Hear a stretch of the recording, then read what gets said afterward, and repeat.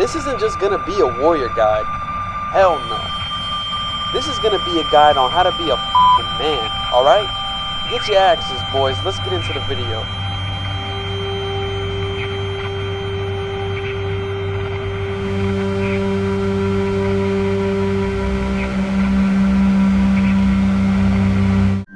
So when it comes to defense on warrior, we have a lot of ways to mitigate as well as heal ourselves. First, vengeance. This is our 30% damage mitt. It also reflects 55 potency back to the attacker, so super good to use on like wall-to-wall dungeon pulls and stuff like that. 120-second cooldown, duration of 15 seconds, and mainly you're going to be looking to use this when you don't have to invuln a tank buster. You can stack it with bloodwetting or thrill or whatever else, and it works really well. So our invuln is home gang. Super good invuln. Recast time of 240 seconds. It lasts for 10 seconds. What's cool about the 240 second cooldown is the fact that you can hit it a lot of times on like tank busters 1 and 3, or if there's a savage fight or whatever that only has 2 busters in it, a lot of times you can get both of them. So that's just something to keep an eye out for. Thrill of Battle increases our max HP by 20%. So if you got 100k, you got 120k for the 10 seconds that it lasts. It also increases your self heals by 20%. So this is good to pair up with Equilibrium or Bloodwetting or something that's going to be giving you self heals. So 20% higher. Equilibrium, this is just a big self heal. It's actually pretty huge, 1200 cure potency, and it now also gives you a hot on yourself. So it's 15 seconds, which I believe means it'll take 5 times at 200 cure potency. So that was just a nice little self-sustained buff that they gave Equilibrium and Endwalker. Nothing crazy, but noticeable. And my favorite cooldown is Shake. I just love party mitigation. Like when you see the boss and he's casting an ability and you're like, what the fuck does this do? It ends up hitting everybody for 1,000,000 damage, and then on the next pull you shake and nobody takes any damage. It feels really fucking good. So what's cool about it is at a base level it provides a barrier that totals 15% of your max HP, but you can pre-pop Thrill, Vengeance, and Bloodwetting, and each one of those will be consumed and add 2% respectively to Shake. So you can get it up to 21%. It also heals everybody it hits for 300 potency. So it's really fucking good. Nation Flash and Bloodwetting are really similar. The difference is that you're going to use Nation Flash with a friend and you're going to use Bloodwetting on yourself. So I'm going to explain Nation Flash first, and then Bloodwetting will be way easy to understand. So you put Nation Flash on your buddy. For the first 4 seconds, they get 20% damage mitigation. For the last 4 seconds, they get 10% mitigation. For 20 seconds, they get a shield that's equal to a heal of 400 potency. Also, every time you hit the target, you will receive a 400 potency heal. They will share 100% of that healing.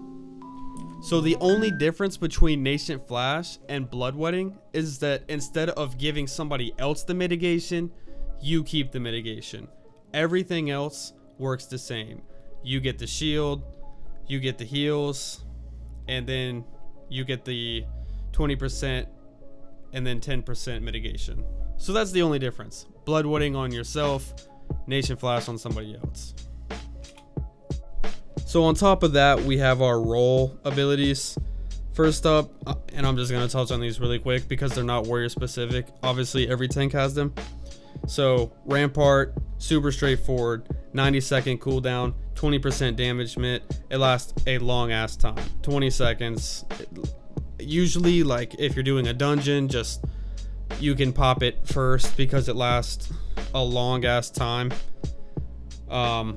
Other than that, the best time to use it in like a boss fight is if there's like a raid wide going out and a tank buster that are going to go out within 20 seconds. Since it's such a big window of mitigation, you can try and fit 2 or 3 different things into it.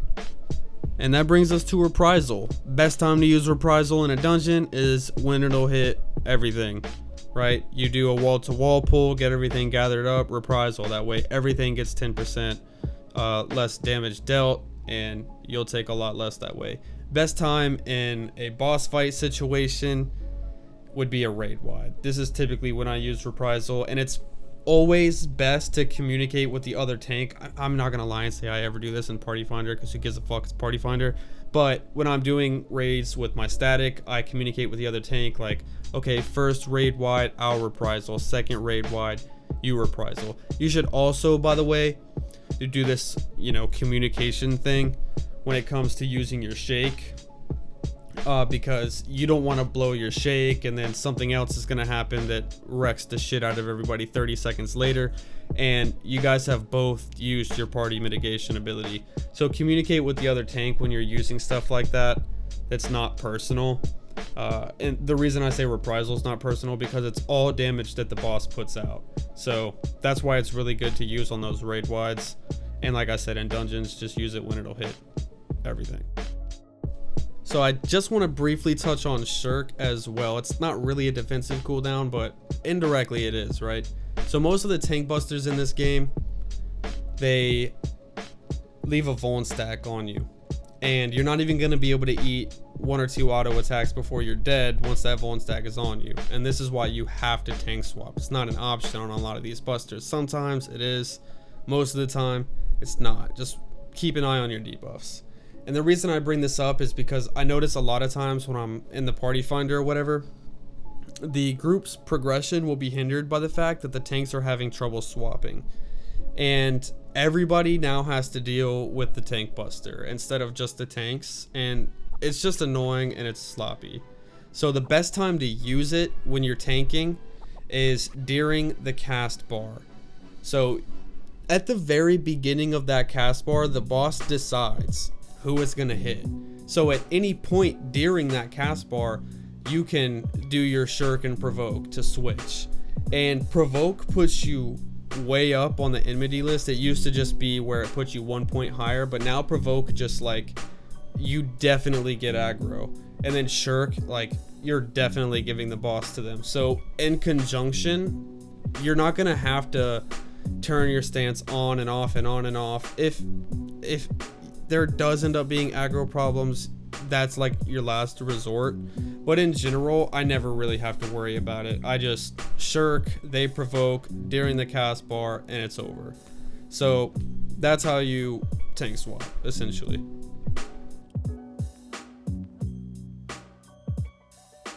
Look, when it comes to offense on Warrior, this shit is extremely simple. You basically can't fuck up this rotation.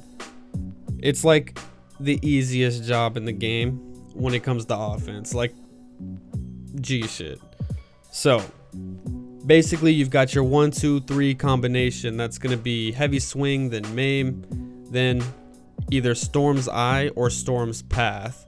The only time you're ever gonna need to use Storm's Eye is during the very first combination of the fight to get the buff and then to maintain the buff. The buff lasts up to 60 seconds.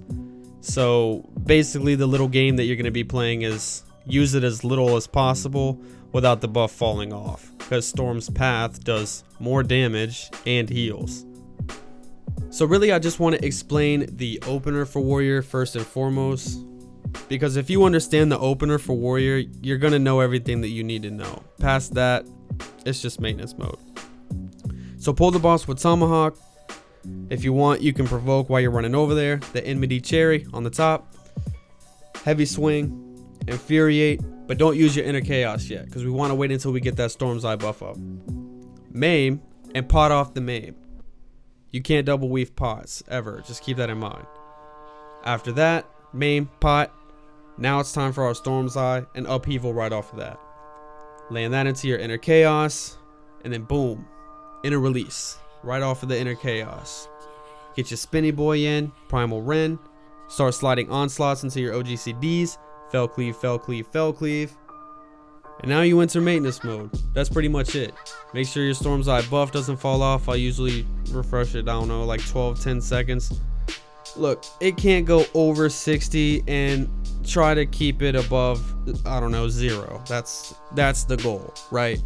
But just try to hit Storm's path as much as you can, because it gives you a little bit of self-sustain and it does more damage, and that shit adds up after a while. I know it doesn't seem like, you know, those little bits of potency matter that much, but honestly, in a 10-minute fight, they really do. You're doing that rotation like every 10 fucking seconds.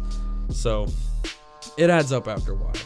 And on a job like Warrior, where there's only like 5 buttons, we need all the help we can get, because, you know, Felcleave's only going to get us so far if we're messing up our regular rotation in the first place.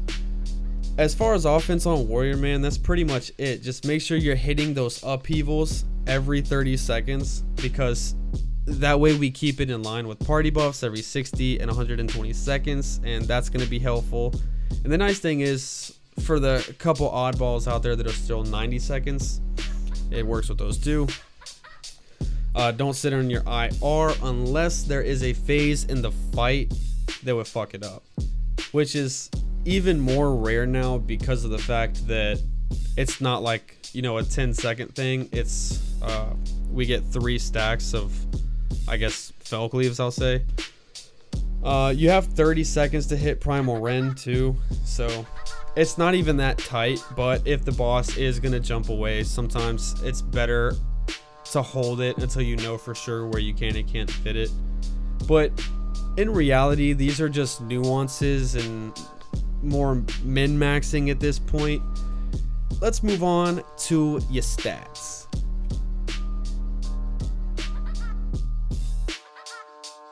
So when it comes to stats on Warrior, there's pretty much only one that's going to make a big difference, and that's critical hit.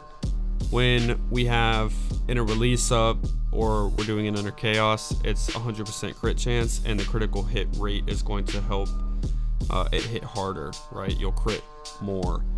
And this also helps us out when we have Bloodwedding or Nascent Flash going, because if you crit, the heal off of that attack will also crit from Bloodwedding or Nascent Flash. So critical hit will help you heal more during those abilities, and it will help you hit harder during your burst phase. It's pretty much as simple as that. Second stat, I go with Determination, just because it makes your healing and damage a little bit more. And third stat, you can go with Direct Hit, even though it really doesn't do much for us, or you could go with Tenacity, and that doesn't really do that much for us either. So that's pretty much it when it comes to stats. It's super simple. I mean, melding in this game doesn't like put you in a whole different category in the first place. It's kind of just like a min-max thing, but that's how I do it, and I don't think too hard about it. Just go with that.